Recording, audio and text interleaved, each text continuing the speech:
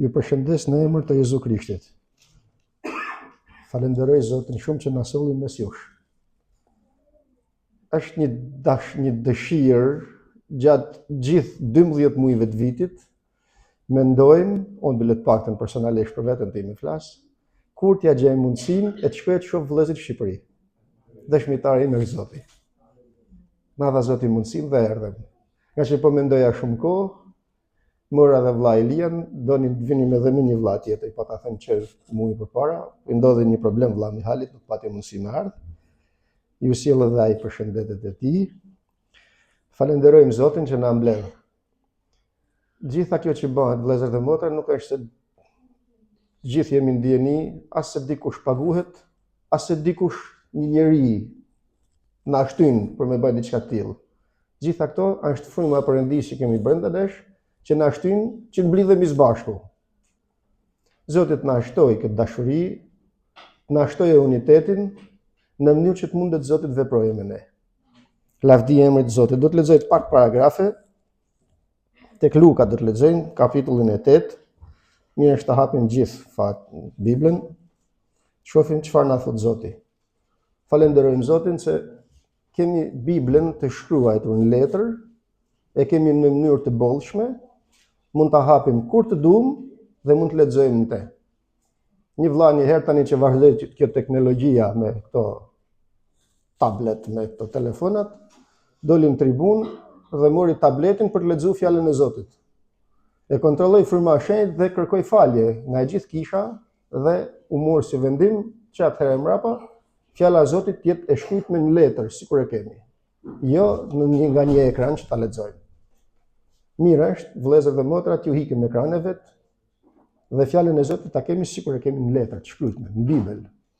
Jemi të lumur se kemi fjalën e Zotit, sepse në shumë vende të botës sot e kësaj dite nuk i lejohet ta kenë të shkruar.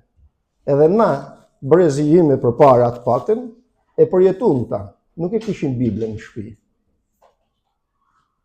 Tani Antikrishti vepron në Greqi, për shembull, në gjitha spitalet kishte Biblën në një vend varme, aty Biblën, vjatën e re. Kush donte hapte nga çmurit që ishin mbrenda apo nga vizitorët që vinin nga jashtë. Tash e kanë hequr nga spitalet edhe atje.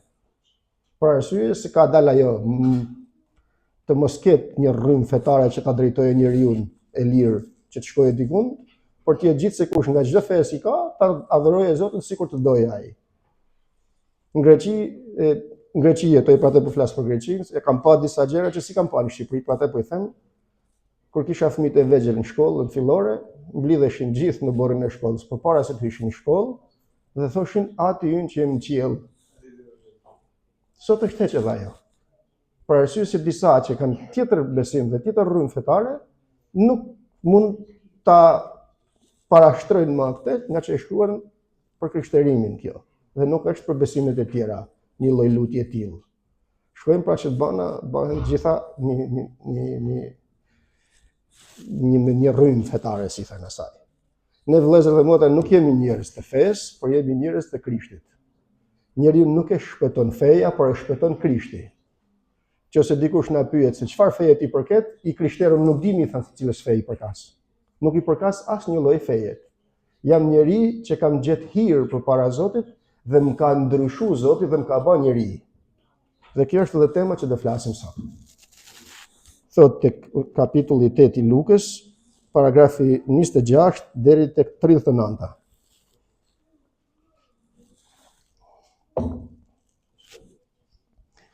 Nga 26 tek Luka, paragrafi 26 në kapitulli 8, më falni.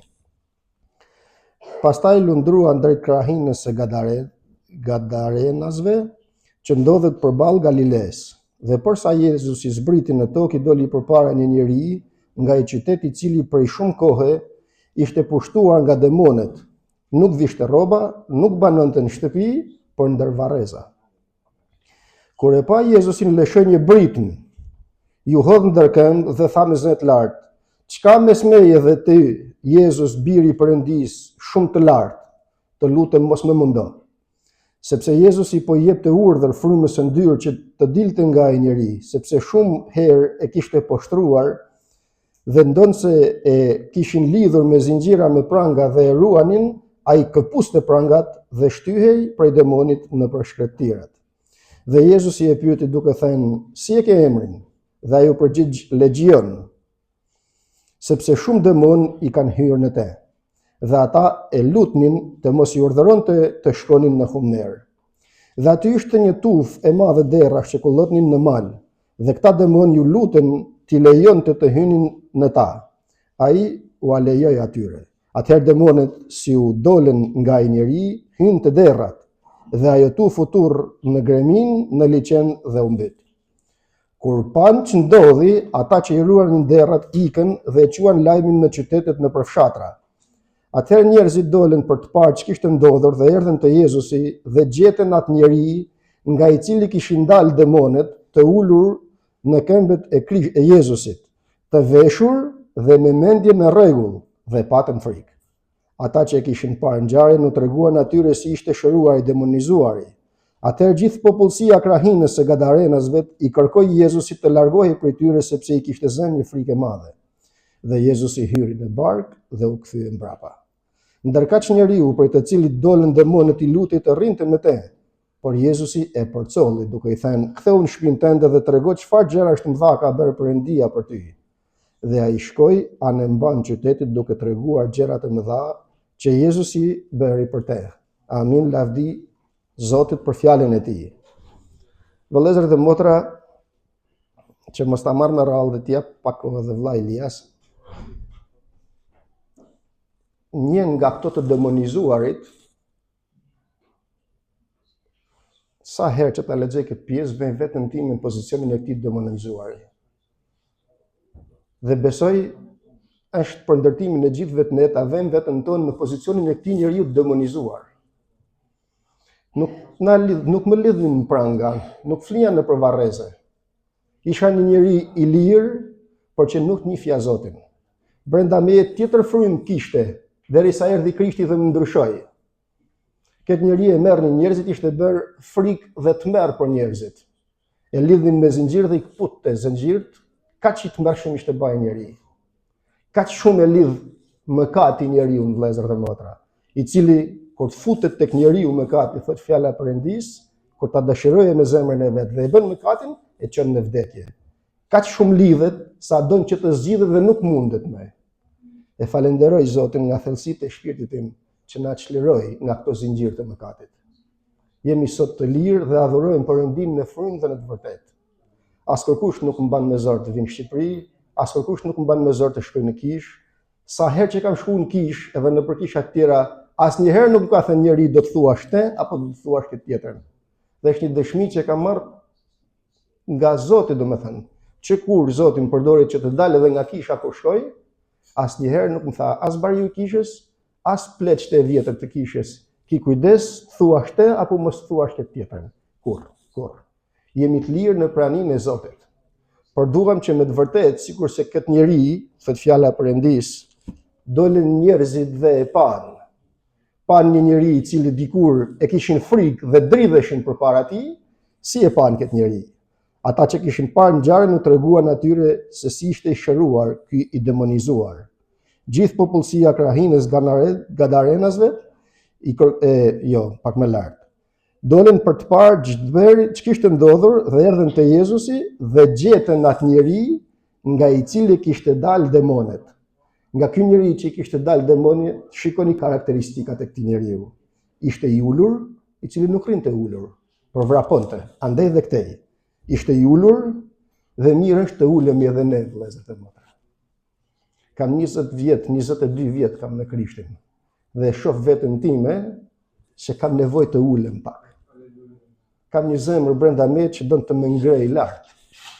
E shoh veten time dhe ndihem fajtor përpara njerëzve të së pari dhe përpara Perëndisë, sepse shef dhe njeh gjithçka që kam brenda dhe jashtë meje. Kam nevojë të ulem. Vëllezër dhe motra. Më kujtohet një herë, isha në një kishë tjetër, jo në kishën që shkoj, ishte ditë e diele, para se të merrnin trupin dhe gjakun e Krishtit, duhej që të gjunjëzoheshin, që të përgatiteshin për të marrë për bekim dhe jo për dënim fjalën e Zotit. Është një orë e cila më prek jashtë mase. Kam nevojë të gjunjëzohem përpara se të marr trupin dhe gjakun e Krishtit të gjunjëzohem edhe një herë. Nuk më mjafton që u gjunjëzova përpara se të ngrihemi, por dua të gjunjëzohem edhe një herë. Dhe ndjeva kaq kënaqësi kur u gjunjëzova përpara Zotit atë ditë. Këtë e bëjmë për çdo herë, po ishte që më japte Zoti një mësim tjetër akoma. Ndjeva kaq kënaqësi sa I thash, o Zot, sa bukur jam në gjunjë përpara Teje, dhe më pëlqen shumë që jam tani gjunjëzuar përpara Teje përpara se të marr trupin dhe gjakun tënd. Prandaj të lutem më përul, ja kam ul kokën, jam përul përpara Teje, më përul o Zot I shenjtë që të marr me të vërtetë për bekim trupin dhe gjakun tënd. Dhe ndjeva vetëm sikur diçka po bëj. Në atë moment sikur isha ul, sikur ulemi gjithë në gjunjë, erdhi një vlla afër meje të ngjit me mua. Ai nuk I vuni durët në bankë sikur isha vunë në ndenjëset, por I vuni durët poshtë afër pllakave, domethënë ke gjunjë poshtë, dhe e futi kryet ose kokën poshtë stolit qërrimin. Aty më kapën qarat, me vizitoj Zoti. Ti mendon se je I përulur, por përulja ka akoma me përulje. Ky njeri thot ishte I ulur, e pan të ulur. Atë njeri që shikonin si një bish të egër, e pan të ulur. Një karakteristikë. Zoti na ule vëllezër dhe motra, sepse në dobësinë tonë do të duket forca Perëndis. Në jetën tonë jemi mësuar dhe bëjmë, ne njerëzit bëjmë atë që mundemi dhe mbase mirë bëjmë. Por nëse ne e bëjmë, nuk ja lëm mundësinë Zotit t'i bëjë. Pra atë bën gabimet që bëjmë në jetë, që bëjmë familje, që bëjmë punë, që bëjmë kudo që bëjmë. Zoti të na mëshirojë vëllezër dhe motra. Karakteristika e parë ishte se ky njeri ishte I ulur. Te këmbët e Jezusit, ashtu siç ulemi dhe ne te këmbët e Jezusit. Të veshur, sepse ishte I zhveshur. E dini vëllezër dhe motra se të gjithë vetë ne na ka vesh Krishti.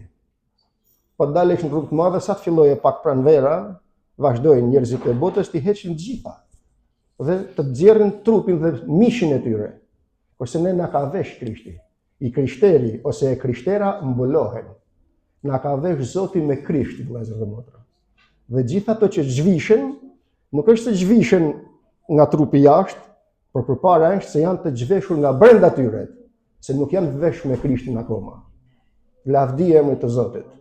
Këtë njeri e pan të veshur, karakteristika e dytë. E para I ulur, pra I përulur, e dyta I veshur, dhe e treta me mendje në rregull. Sa gjë e madhe është të vënë Zoti rregull mendjen tonë. Përpara se të njihja Zotin, sillesha andej, këndej, një natë më kujtohet, duke menduar se do të bëj jetën sikur bëhet jeta përgjithsisht, të dal në darkë, të pi, të sillem. Ishte vetëm në darkë që bëra atë natë ashtu. Kur shkova mëngjes në orën 6 mëngjesit, pak nga të pirit e them për turpin tim. E kam bërë përpara se të njihja Zotin. Pra atë na ka vu Zoti mendjen të rregullt në kry. Gjithë natën pa gjumë, gjithë natën në ato pijet që pihen jashtë natën, sikur bëhet jeta natës, mëngjes sillesha në 6 mëngjesit rreth shtëpisë nuk gjeja dot derën me hyrje në shtëpi time. Dhe shkoj ora 7:30 as di sa shkoj derisa gjeta derën kur hyna mëna. Sa u futa mëna më pritën ke puna dhe mbinte telefoni. Ku më në telefon? Me shku ke puna më. Na ka dhënë Zoti mendje vëllezër dhe motra. I krishteri shkon mëngjes në punë, vjen drejt ke shtëpia, kur të ketë mundësi me ardh, pushon, përgatitet të vjen në kish, shkon në darkë, pushon, rrin me familjen e tij dhe mëngjes vazhdon përsëri jetën e tij. Na ka vu Zoti mendje. I jep Perëndis atë që takon Perëndis dhe i jep Cezarit atë që I përket Cezarit. Unë e falenderoj Zotin se na mëson që të ulemi, që të vishemi dhe që të kemi mendjen në rregull. Ky është hiri I Perëndis. Dhe kur na përdor Zoti dhe na ka bërë njerëz të tillë, atëherë thotë ky demonizuar do të shkonte pas Jezusit. Jezusi nuk e mori me vete. Çfarë I tha Jezusi? Shko ke të afërmit e tu dhe tregou se çfarë dhe ose se si të ka mëshiruar Zoti. Kjo është misioni që na ka ngarku Zoti, vëllezër dhe motra. Na gjeti në këtë botë, na shpëtoi, na veshi, na vuri mend në kry dhe thot tani vazhdoni veprën e Zotit edhe për të tjerët. Nuk është koha që të vini tek unë, thot tek kapitulli 17 I Gjonit, o atë po të lutem për ta, jo që ti shkëpus nga bota të vinë atje tek ne, por që t'jenë këtu në këtë botë në mënyrë që të lavdërohet emri i Atit dhe t'i ruash në këtë botë. Dhe Zoti sot për sot, vëllezër dhe motra, na ka në këtë botë, na përdor në këtë botë që të tregojmë çfarë ka bërë Zoti në ne, në mënyrë që ta bëj Zoti edhe tek ata të tjerët. Nuk e di as për veten time se në çfarë shkallët jam, jo më për ju të tjerët, se sa po bëj këtë që më ka lënë Zoti të bëj. Më ka lënë Zoti dhe jemi këtu që të dëshmojmë çfarë ka bërë Zoti në ne, në mënyrë që të përparojë vepra e Zotit. Zoti të na përdoret të gjithëve dhe t'i japim vlerë kësaj që na ka bërë Zoti në ne. Amin. Zoti t'ju bekojë.